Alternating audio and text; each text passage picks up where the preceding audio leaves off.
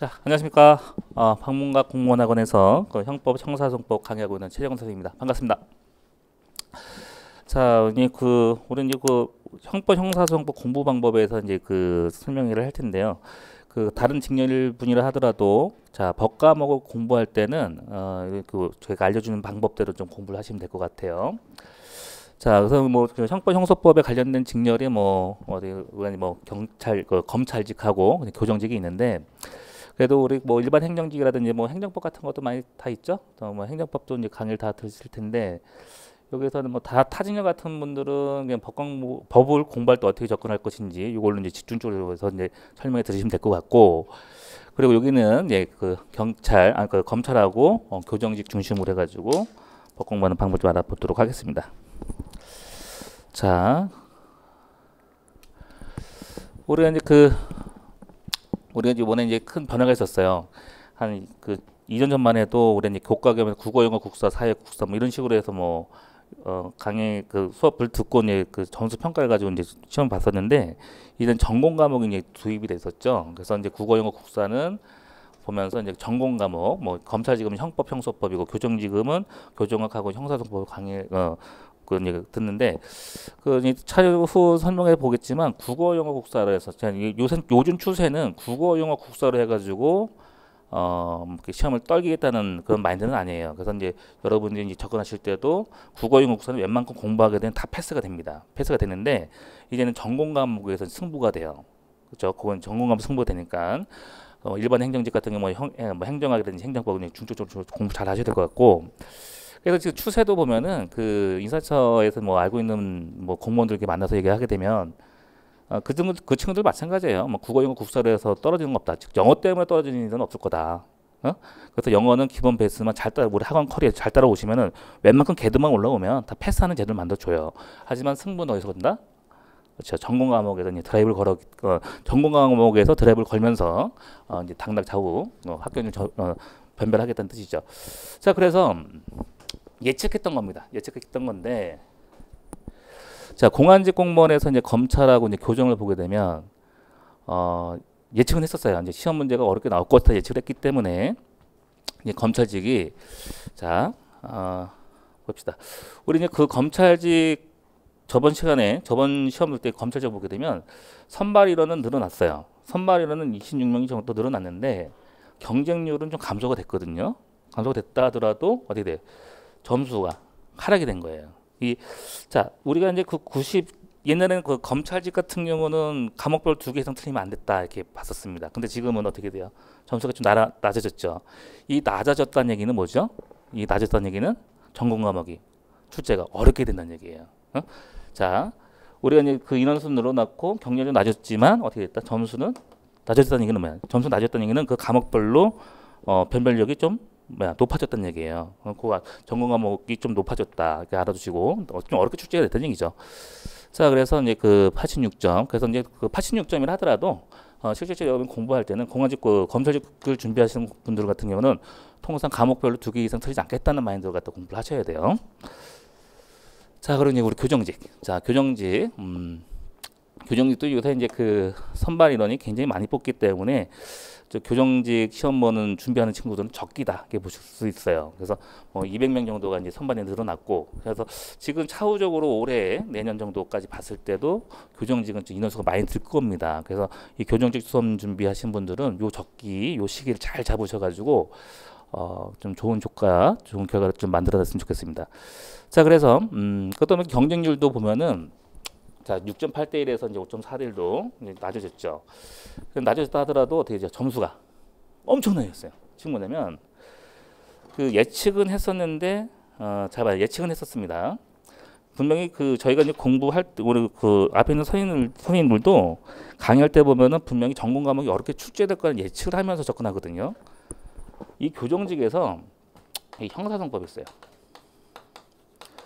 자, 형소법이 이번에 역대로 최고로 어렵게 나왔어요. 그러니까 형소법이 어떻게 됐습니까? 최고로 난도가 높아지게 출제를 해다 보니까 옛날 청문 합격점이 74점에서 어떻게 됐다? 58점으로 내렸다는 얘기예요. 58점. 근데 검찰직은 어떻게 됐어요? 검찰직은 90점에서 92점에서 86점. 근데 지금 교정직은요? 74점에서 58점 확 내렸다는 얘기죠. 그 경쟁률은 낮아졌고 또 점수가 확 내려왔다는 얘기는 전공 과목에서 뭐다? 어렵게 출제한 과목이 있다는 얘기예요. 거기에서 이제 드라이브를 걸어버린다는 얘기잖아요. 그래서 이때도 자 형사법이 역대로 최고 어렵게 났기 때문에 예측은 했었기 때문에 아마 저희 학원 프로그램 좀 잘 따라 오셨던 분들은 아마 교정직 이번에 좀 많이 붙었을 겁니다. 자, 요 점수가 낮아졌다는 얘기는 뭐다? 그죠? 점수가 낮아졌다는 얘기는 이제 전공 과목이 어렵게 출제된다는 얘기예요. 자, 이거 잘 보시고 자 그리고 자 우리 여자 있죠. 여자 교정직 우리 뭐 통상 학원가에서 보면은 남자 여자 구별하는 건 좀 그렇지만 여자 수험생들은 좀 독합니다. 독해요. 독하기 때문에 여자 수험생들 그 합격선은 거의 작년하고 좀 동등하게 평가됐어요. 즉 뭐냐면 이것도 어떻게 된다. 얘는 어떻게 돼요? 경쟁이 높아진 거예요. 그래서 그 지금 교정직이 그 지금 올해 내년 차고 이렇게 굉장히 그 접근하기 좋은 직렬인데 인원수가 많이 늘다 보니까 어떻게 돼요? 점수가 동등해진 거죠. 만약 아까처럼 남자처럼 뭐야 경쟁률이 낮아졌으면 아마 이것도 점수가 확 떨어졌을 거예요. 그래서 상대적으로 이것도 이걸로 요 데이터를 본다면은 이제 전공 과목이 좀 많이 올라간다, 난도가 높아진다 이런 뜻입니다. 그래서 작년 기준으로 보자면 형사소송법에서 굉장히 난도가 높게 나왔었어요. 자, 이런 건 좀 알아도 이런 데이터를 갖다가 이제 분석하면서 올해 시험도 난도 높게 나온 거를 예상하면서 난도까지 좀 공부를 하셔야 됩니다. 자, 이제 우리 이제 방문과 커리 한번 볼게요. 자, 지금 여기 앉아 계신 분들 그리고 그다음에 요 지금 설명회 듣는 분들은 굉장히 중요한 시기에 들어오셨어요. 제가 이제 강의하다 보면 제일 중요한 시기에 들은 게 뭐냐면 기존부터 올해 뭐 3월 달부터 공부한 친구들도 계속 이 11월 달 되면은 우리 국가직은 11월이 가장 중요한 시기입니다. 요 11월 12. 여기가 가장 중요해요. 여기가 기점이 될 수 있는데 자, 지금 처음 들어오신 분들 같은 경우는 요 과정 거치셔야 돼요. 요 과정 꼭 거치시고 기본 강의 시범 듣고 나서 요 과정 거치고 그다음에 또 요 과정에서 또 문풀 같은 거 잡아요. 자, 이런 순서로 합니다. 초시생들은요. 자, 요 이제 그 분산점이 되는 게 뭐냐면 요 11월 달에 초시생들 같은 경우는 뭐야? 요 올인원 기본 강의를 듣고 그다음에 여기 아주 퍼펙트하게 공부 좀 하셔야 돼요. 그리고 나서 1, 2월 때 뭐 한다? 단원별 문풀 들어가셔야 돼요. 단원별 문풀 들어가셔야 되고 그다음에 동영 모의고사 이걸로 좀 공부를 하셔야 돼요. 그래서 시험 볼 때 요 다이아몬드 시스템입니다. 스타트하고 피니시가 있을 때 자, 2달 공부하게 되면 지식은 많이 늘어납니다. 많이 늘어나요. 지식은 많이 늘어나고 요게 뭐 초시생 같은 게 11, 12월이 이게 기본 강의입니다. 그리고 여기가 어디죠? 그러니까 1, 2월. 진도별 기출 문제를 풀면서 좀 후트레이딩을 좀 모으시고 그다음에 동영과 특강 들으면서 마무리 정리하셔야 돼요. 요 과정을 꼭 밟으셔야 됩니다. 그렇죠? 그래서 기본 강의만 여러 번 들었다 해서 100점 고득점 못 맞아요. 즉 아는 거하고 푸는 거하고 좀 다릅니다. 알고 있다 하더라도 푸는 방법을 좀 배우셔야 돼요. 메소드가 있습니다. 그래서 여러분 그 초시생들 같은 경우는 처음 공부하시는 분들 같은 경우는 자 기본 치마 거치고 그다음에 단원 문풀, 동영 모의고사 이런 식으로 공부를 하시고 자 그리고 재시생들 같은 경우는 지금 이제 우리 지금 제가 옆에서 강의하고 왔지만 이 친구들 같은 경우는 3월 달부터 그 컬을 따고 온 친구, 컬을 같이 온 친구들이거든요. 그래서 지금 여기가 지금 뭐야? 지금 여기 옆에 강의하고 있는 게 이 친구들은 기본 심화예요. 그러면 당연히 이제 이 친구들은 이제 기본 시험을 거쳤기 때문에 12월 때 뭐 한다? 기출 문제를 재시생들은 기출 문제 듣고 그다음에 기출 문제 그다음에 단원별 이제 모의고사를 봅니다. 요거 거치고 동영 모의고사 거치는 요 순서대로 되겠죠. 그래서 여러분들은 그 뭐 재시생 애들 같은 경우는 친구들 같은 경우는 뭐 강의하면서 계속 이제 어떤 방향성 잡아주면서 끌고 오기 때문에 상관없는데 초시생들은 요거 11월 달에 분산점이 가장 중요합니다. 11월 달에 요 기본 강의 거치고 문제풀이, 동영 모의고사, 그다음에 시험 이런 식으로 컬을 짜면서 좀 오셔야 될 것 같고 재시생들은 예 그 학원 기존의 프로그램처럼 기출 문제 풀면서 완전 이제 흐트러졌던 지지를 이제 모으기 시작하면서 유역 정리하셔야죠. 그렇습니다. 자, 그러면 요 커리는 뭐 이렇게 좀 하고요.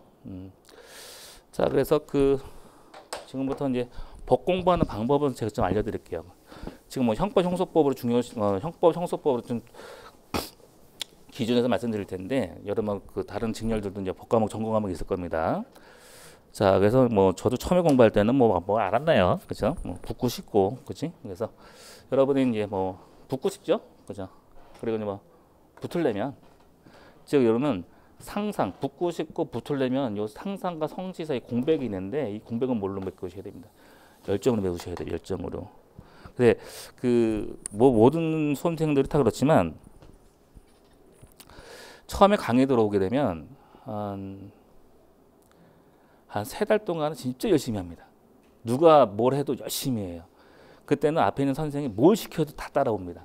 근데 이 노량진과의 그 단점이 뭐냐면 수험가의 단점이 뭐냐면 공부하다 지치니까 이제 뭐 하냐면 이제 술 먹고 친구 사귀고 막 그렇습니다. 그러고 나서 한다면은 한 1에서 3개월 정도는 뭐 하루 순공 시간 10시간을 채웠다. 근데 3달 지나가지고 좀 나태해지면은 뭐 5시간? 요 정도 분야 안 해요. 그래서 제가 볼 때는 처음에 그 열정이 뭐 시험 볼 때까지 끝까지 가야 되는데 우리 수험생의 마인드가 좀 많이 흔들리는 타이밍이 좀 있습니다. 그래서 우리 뭐 학원에 뭐 기숙반이라든지 관리반에서 보면은 관리하는 거 보면은 그 프로그램을 제대로 따라온 친구들 빨리 붙어요. 왜? 순공 시간이 확보가 되니까. 확보됩니다. 그래서 여러분은 항상 10시간 이상 열정을 갖고 그 열정 처음에 공부할 때 그 열정이 시험 보는 그때까지만 계속 유지가 돼도 단계를 빨리 합격할 수가 있는 것은 당연한 결과입니다. 그래서 제가 또 봐왔고 그런 데이터를 열정 갖고 오시면 되겠고, 자, 제가 이제 아까 말씀드렸지만 전공 과목은 이제 국어, 영어, 국사는 이제 패스 제도급으로 바뀌고요. 이제 전공 과목이 어렵다 이렇게 출제할 텐데 요번에도 어렵게 출제가 될 겁니다. 확실히 전공 과목의 변별력을 확실히 나올 겁니다. 그러면 출제 방향 분석하게 되면 정말 우리 이제 형법이나 형사법을 알면서 풀 수 있는 얘기예요. 알면서.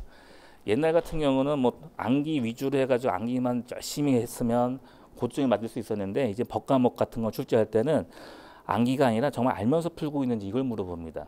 여러분도 아마 일반 행정직 공무원들도 안 적혀 계신 분이 있지만 행정법을 공부하다 보면 그걸 느낄 거예요. 단순하게 암기한 것만 안 된다. 이해하면서 풀어야 된다 이거죠. 그래서 정말 알면서 풀고 있는가 물어보고, 그래서 단순 암기가 아니라 이해 중심으로 접근하셔야지만 고득점이 가능합니다. 그래서 옛날 같은 경우 뭐 판례나 학설 같은 거를 달달 암기만 해도 결과치만 알아도 고득점이 가능했는데 이제는 그게 아니라 우리 상위 3% 있죠. 상위 3% 아니면 무조건 합격하는데 요 합격 방법은 뭐냐면 뭐 기본 강의 듣고 뭐 사령이라든지 학설이라든지 뭐 개념 판례를 이해하면서 이해해야지만 됩니다. 그래서 이해하고 응용할 수 있느냐 문제예요. 이 응용이 문제는 뭐냐면 시험 문제는요 똑같은 문제가 나오진 않는 거예요. 똑같은 문제가 나오지 않는데 그럼 자기가 알고 있는 거는 다 맞출 수 있지만 상위 3파 합격생을 위해서는요 출제자들도 불이타 문제를 낸단 말이에요. 출제되지 않는 문제를 낸단 말이에요.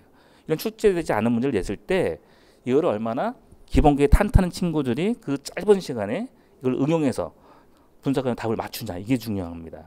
그렇죠? 그래서 이때는 기본기가 탄탄해져야지만 이렇게 탄탄해져야지만 이렇게 이해하면서 이해를 해야지만 이제 응용력이 나올 수가 있는 거예요.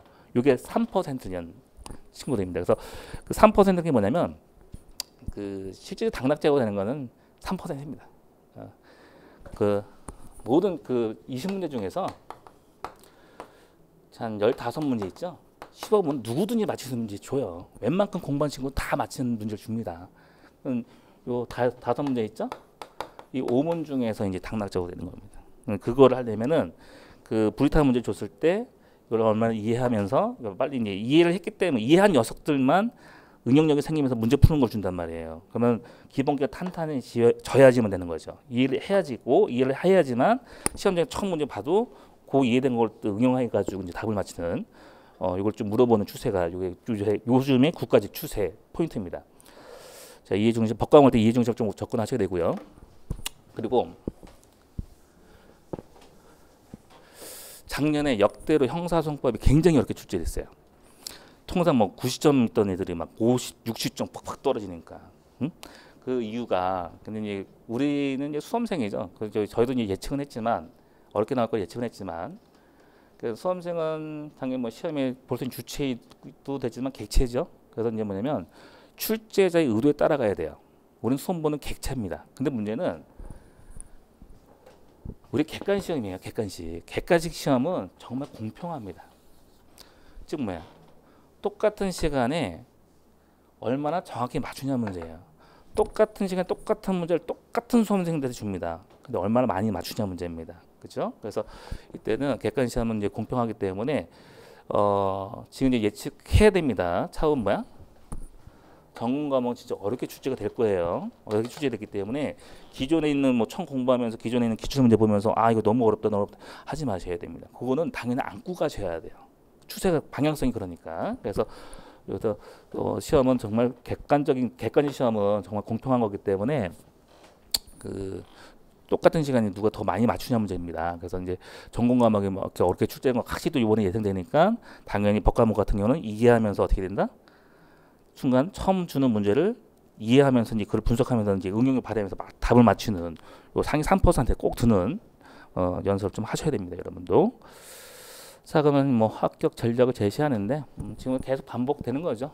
그래서 요때는 그 양이 굉장히 많아요. 우리 법과목 같은 양도 많은데 그 막연히 아까 제가 그 출제 방향이 옛날에 암기식이었는데 지금은 이해식으로 바뀌거든요. 정말 이해했는지 물어보기 때문에 범위를 많이 늘어뜨려서 그 구석에 있는 문제 막 꺼내는 게 아니라 그 테마 깊이 있는 부분 있죠. 정말 실제 우리가 실무적으로 쓸 수 있는 문제를 딱 줬을 때 이거를 정말 알면서 해결할 수 있느냐, 알면서 이해하고 있냐, 알면서 맞추고 있느냐 물어보기 때문에 테마별로, 주제별로 깊이 있는 부분을 채워가는 학습이 좀 필요합니다. 그래서 순서로 보면 뭐 이해하고 요약하고 문풀 이 과정을 좀 거쳐야 되는데 초시생들 같은 경우는 11, 12월 달 굉장히 중요하다 그랬죠. 이걸 꼭 잘 거치시고 문풀 과정에서 요약 정리하는 식으로 좀 접근하셔야 되겠고요. 자, 그러면 이제 법과목은 있죠. 형법을 볼 텐데 아마 여러분 형법도 다 처음일 수도 있어요. 근데 형법이 어떻게 구성되는지 한번 봅시다. 그래서 자, 제가 이제 법과목을 전공하다 보니까 그냥 이거야. 그냥 법을 어렵게 생각하면 계속 굉장히 어렵습니다. 법은 어렵게 생각하지 마시고 그냥 자연적으로 우리 일상생활에 나올 수 있는 것을 굉장히 법률 용어로 함축해서 어렵게 만든다 이렇게 보시면 돼요. 그래서 우리 형법 한번 봅시다.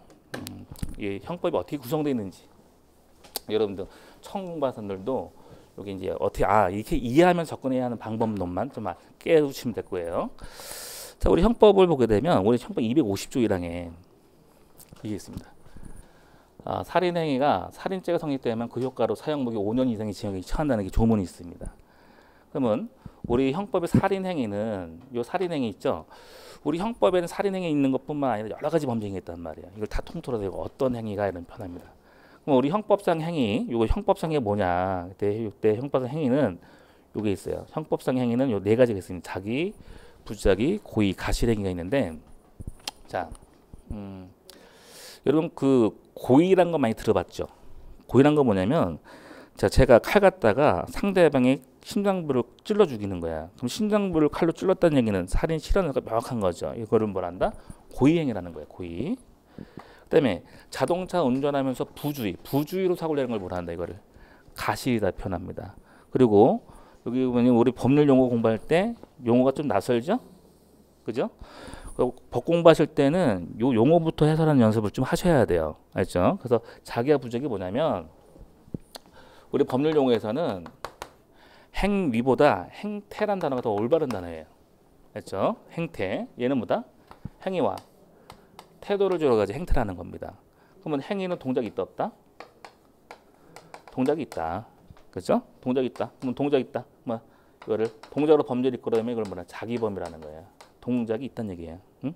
근데 태도로 이끌어내면 이걸 뭐란다? 이거를 부작위범이라는 거예요. 자, 자, 칼로 신장부를 찔러 죽이죠. 그럼 신장 찌는 동작 보입니까? 안 보입니까? 보이죠? 이거 뭐야? 이건 자기범위를 표현하는 거야. 근데 우리 형법에 태거불응죄라는 게 있습니다. 자, 적법하게 주거공간 들어왔는데 새벽 2시가 돼도 3시가 돼도 나갈 생각을 안 하는 거야. 그래서 주거권자가 야, 너 나가. 나가게 명령을 내리는데 가만히 앉아 있어요. 가만히 앉아 있습니다. 이때 성립하는 게 뭐다? 태거불응죄입니다. 그러면 나가라 딱 했는데 상대방이 가만히 앉아 있죠. 동작이 있다 없다? 동작이 없어요. 동작이 없고 가만히 이렇게 앉아 있는 태도로 범죄를 이끌어낸 거죠. 그죠? 이렇게 태도로 범죄를 이끌어내면 그걸 한다. 이거를 부적이라는 거예요. 자, 여기서 제가 말씀드리고 싶은 건 뭐다? 여기서 말씀드리고 싶은 거는 법 공부할 때는 용어 정리를 잘 하셔야 돼요. 응?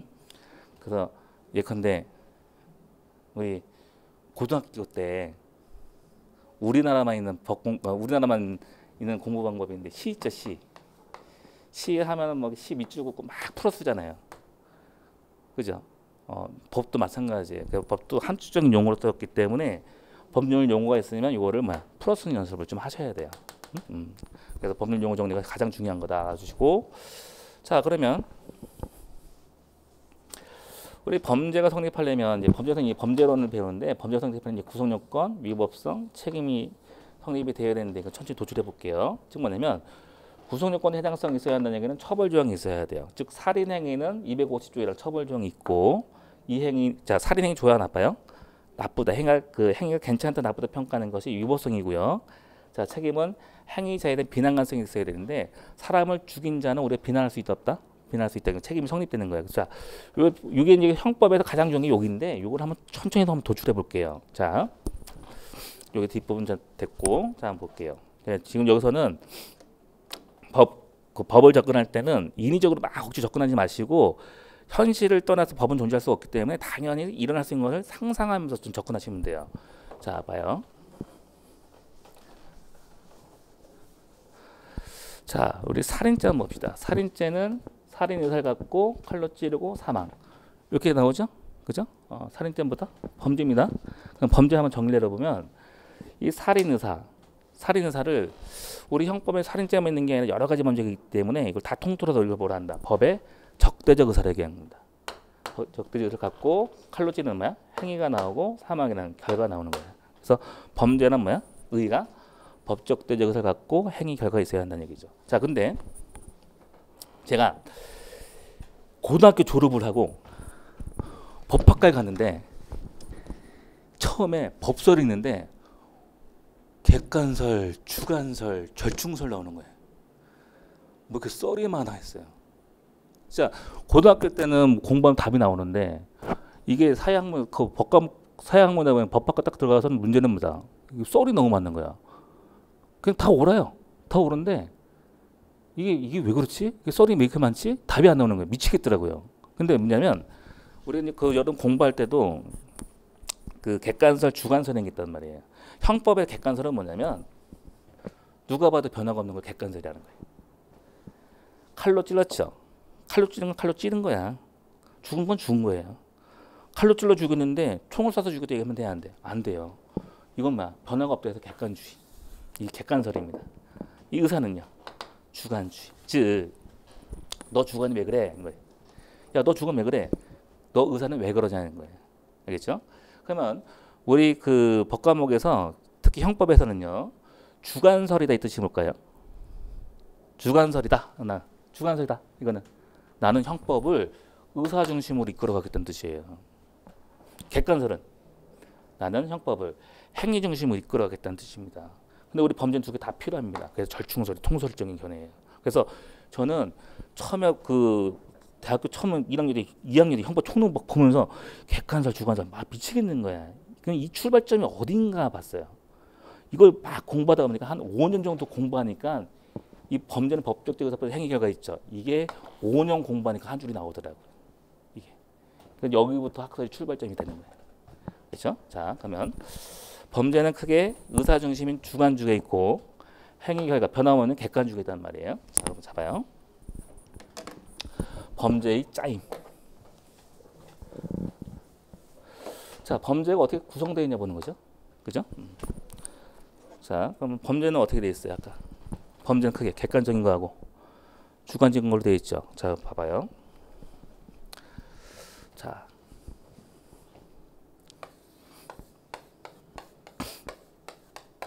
재밌고 제가 그림을 좀 못 그립니다. 가비를 칼로 찔러 죽였습니다. 살인행위예요. 지금 살인행위가 벌어졌습니다. 여러분이 살인행위를 목격했어요. 그렇죠? 자, 객관의 뜻이 뭐죠? 누가 봐도 변화가 없는 것. 즉, 팩트, 보이는 것만 얘기하면 됩니다. 보이는 것만. 자, 우리 아까 범죄는 그게 객관적인 거, 주관적인 거. 범죄의 구성을 보니까 객관적인 거, 주관적인 거예요. 객관이 뭐라고요? 보이는 것만 얘기해 주면 됩니다. 자, 여러분 살인행위 목격했어요? 보이는 것만 얘기해 주세요. 찌르는 새끼 보여 안 보여? 보이죠? 얘가 뭐야? 주체. 죽은 사람. 객체. 칼로 찌르는 행위가 보이고 죽었어요. 결과 보이고. 즉 살인 현장을 목격했을 때 보이는 것만 딱 얘기했더니 찌른 사람, 주체, 죽은 사람, 객체, 칼로 찌른 행위, 결과. 그러면 칼로 찌르 죽는 인간계 보이는 거예요. 자, 남의 물건 훔쳐간 무슨 죄예요? 절도죠. 지금 여러분 절도 목격했어. 보이는 것만 얘기해 보세요. 훔친 새끼, 주체, 객체, 들었어요. 행위, 내게 돼버렸어요. 결과. 어떤 범죄도 보이지 딱 변함없이 보이는 게 뭐 있더라. 주체, 객체, 행위, 인간 이게 보인다는 얘기예요. 제가 이걸 왜 하냐면 신림동에서 강의하다가 노량진에서 한번 강의 부탁해 와가지고 한번 강의를 하는데 노량진 친구들 공부 어떻게 하나 해가지고 뭐 독서실 같은 데 있죠? 공부 자습하는 걸 이렇게 보니까 애들이 객관적 구성 요건에서 주체, 객체, 행위, 결과, 인간이 막 암기하고 있더라고요. 소름 끼쳤어요. 이게 암기하는 거예요? 아, 암기하는 거 아니에요. 그냥 저절로 나오는 거야. 저절로 도출되는 거지. 법 과목은요, 암기하면 끝이 없어요. 오바락 걸려가지고 안 돼. 그래서 간혹 가다 보면은 아무리 진짜 여러분 보세요. 공부 열심히 하는 거 같죠? 근데 모의고사 보면 빵점이야. 열심히 하는 것 같은지 점수가 안 나와요. 걔 뭐야? 단순 암기입니다. 그럼 걔는 불러야 돼요. 불러가지고 방향성을 잡아줘야 됩니다. 그 방향성 잡아준 역할도 제가 해야 돼요. 무식하게 암기하면 안 돼요. 응? 그래서 법 과목은 법이란 것은 현실을 떠나 존재할 수 없기 때문에 바라보는 그대로 자연적인 현상을 그대로 하는데 단지 법률 용어로 만들 뿐이다 하는 거예요.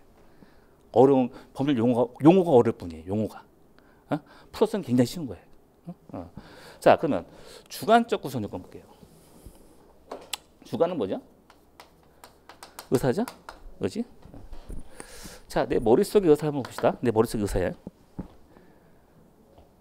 이 주관적 구성 요건의 가장 대표적인 고의거든요. 뭐 고의 뭐냐, 고의 많이 있는데 고의를 한번 도출해 볼게요. 의사야, 의사. 내 머릿속에 내가 을을 칼로 찔러 죽여야지 하면서 칼을 딱 들어요. 그죠? 내 머릿속 의사를 파악해 봤더니 내가 이 개새끼를 칼로 찔러 죽여버려야지 이런 생각을 한단 말이에요. 내 머리 의사를 또 파악해 보니까 내가 이게 뭐예요? 주체, 객체, 칼로 찔러서 죽여야지 행위, 결과. 오, 주체, 객체, 행위, 결과. 얘들이 어디 있는 애들이에요? 객관적 구성 요건이 있는 애들이죠. 그러면 구성 요건 고의란 객관적 구성 요건에 있는 것 이런 요소를 뭐야? 인식을 하면서 칼을 들었다는 얘기는 뭐야? 실현. 의사가 있다 이런 뜻입니다. 이게 고의예요. 고의. 고의도 어떻게 막 애들이 막 암기하는데 미친 줄 알았어요. 자, 그럼 이렇게 해야죠. 내가 을을 칼로 찔러 죽으려면 을을 먼저 인식해야 되는 돼. 객체를 인식해야 되잖아요. 그럼 뭐야? 객체를 인식하고 객체 어디 있어요? 객관적 구성 요건 있잖아. 그럼 객체를 인식하고 이 뜻은 뭐야?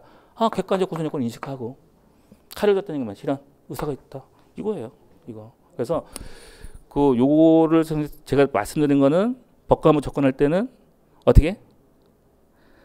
일어날 수 있는 것을 상상하면서 단지 자연스럽게 이끌어 가셔야 돼요. 자연스럽게 이끌어 가시면서 단지 법률 용어가 어려울 뿐이야. 용어가 어려우면 그걸 풀어 쓰셔야 됩니다.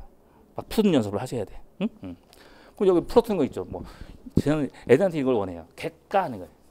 이게 뭐야 하면 누가 봐도 변화가 없는 것, 보이는 것만 얘기하는 것. 연필 쓰라고 해요. 연필 쓰라고 해요.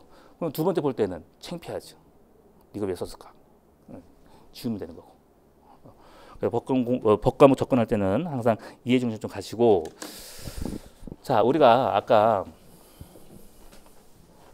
간단히 좀 말씀드릴게요. 우리는 이제 범죄가 성립하려면 구성요건 대장성, 위법성, 책임이 있어야 된다 그랬죠. 지금 구성요건 공부한 거예요. 구성요건 이거예요. 근데 뭐 검토해야 됩니까? 위법성 검토해야 돼요. 위법성이 뭐냐면 행위가 나쁘다, 괜찮다 평가하는 거예요. 자, 행위에 대해서 나쁘다, 괜찮다 평가하는 것이 이제 위법성의 역할인데 직감적으로 얘기하셔야 됩니다. 여러분, 살인행위 좋아, 나빠? 나빠요. 그럼 위법성 성립이에요. 강간행위 좋아요, 나빠요? 나빠요. 위법성 성립입니다. 근데 문제는 자, 상대방이 나한테 총을 겨누고 있어요. 자, 상대방이 나한테 총을 겨누고 있길래 내가 살기 위해서 먼저 총을 빵 쏴 죽인단 말이에요. 이 일명 정당방위거든요. 그러면 지금 무슨 행위 벌어졌죠? 살인행위 벌어졌고, 살인행위 벌어졌고, 살인죄 처벌정이 있어요, 없어요? 처벌정이 있죠. 그러면 그 행위가 괜찮다, 나쁘다 평가해 줘야 됩니다. 그러면 상대방이 나한테 총을 거두고 있고 내가 살기 위해서 먼저 총을 빵 쏴 죽였잖아. 그죠? 나쁜 행위예요? 괜찮은 행위예요?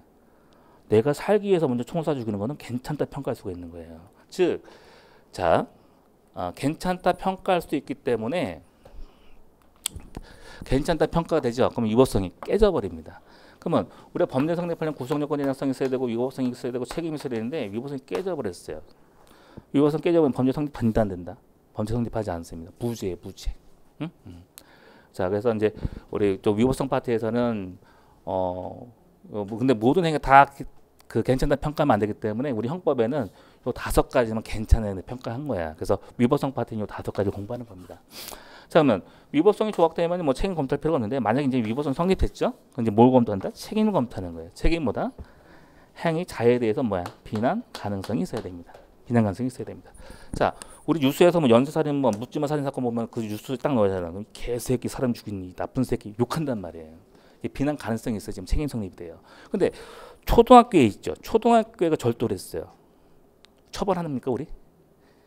초등학교 2학년, 3학년에 절도했어요. 처벌합니까? 안 하거든요. 그 이유는 어리기 때문에 비난할 수가 없는 거예요. 비난할 수 없기 때문에 책임이 깨져버리는 거지. 책임이 조각되니까 범죄 성립하지 않는다 보는 거예요. 자, 그래서 지금 뭐 형사법까지 강의해보고 싶은데 지금 좀 시간 낭비고, 그래서 제가 말씀드리고 싶은 거는 여기 이제 통합 설명이기 때문에 자, 우리 뭐 형법 뭐 직렬로 오시는 분들은 뭐 그거는 이제 이런 개념 정리하시 이론 중심으로 이제 수업을 이끌어가는 걸로 좀 보셔야 되고요. 타 직렬 하시는 분들도 전공 과목은 어렵게 출제해야 되는 건 인식을 하면서 가셔야 돼요. 인식을 하면 가시고, 그리고 그 전공 과목 같은 경우는 특히 법 공부할 때 접근 방법은 암기가 아니라 뭐 이해 중심으로 가셔야 돼요. 이해 중심으로 먼저 깨우치잖아요. 법 과목의 특징이 뭐냐면 이해 중심으로 실력을 팍 올려놓잖아요. 3달 뒤에 다시 와도 요 자리입니다. 안 떨어져요. 이해했으면은 그냥 여기서 그냥 계속 시작하면 돼요. 그래서 법 과목 같은 경우는 한번 점수 올려놓으면 떨어지지는 않아요. 응? 그리고 국어, 영어, 국사 같은 경우도 웬만큼 직렬별로 올려놓은 상태. 즉 옛날에 뭐 영어 때문에 많이 떨어졌다 이런 얘기 있는데 지금 인사처에서 그렇게 이해하지 않습니다. 국어, 영어, 국사로 패스 제도예요. 패스 제도. 웬만큼 걔들만 올라오면 학원 프로그램만 제대로만 따라와도 우리 여기 뭐 박문각 공무원의 뭐 국영 국사 선생님 굉장히 유명하신 분 많거든요. 따라와도 그 정상 계속 딱 올라오면 다 거기서 딱 쳐요. 그래서 이제 그 대신 이제 국어, 영어, 국사는 이제 웬만큼 걔도 올려놓으면은 되는 거고. 근데 전공 과목 같은 경우는 작년을 예측했을 때도 올해도 필히 어렵게 출제된 거는 확실히 어렵게 출제될 겁니다. 그래서 이해 중심, 법 과목 이해 중심 좀 접근하셔서 그 수업이 좀 이해했으면 좋겠습니다. 근데 뭐 열정 갖고 오시고 학원 프로그램이라든지 학원 프로그램 좀 잘 따라오신다면 아마 좋은 결과는 있을 겁니다. 뭐 그 데이터 갖고 나오잖아요. 제가 이제 저도 이제 그 신림동에서 혼자 공부할 때는 학원 무용론자였는데 왜 공부하면 혼자 공부하면 되지 뭐 이렇게 했는데 그게 아니라 혼자 공부하게 되면 기간이 많이 늘어요. 학원에 도움 받으면 이 정도면 됩니다. 이 정도면 돼요. 그래서 학원 강의 빨리 듣고 혼자 하려면 학원 강의 먼저 듣고 혼자 공부하셔도 돼요. 어? 자, 됐습니다. 이로써 저는 그 해설 강의 좀 마치도록 하고요. 다음 패턴으로 넘어가도록 하겠습니다. 끝마치면 되나요? 네, 끝마치도록 하겠습니다. 고생하셨습니다.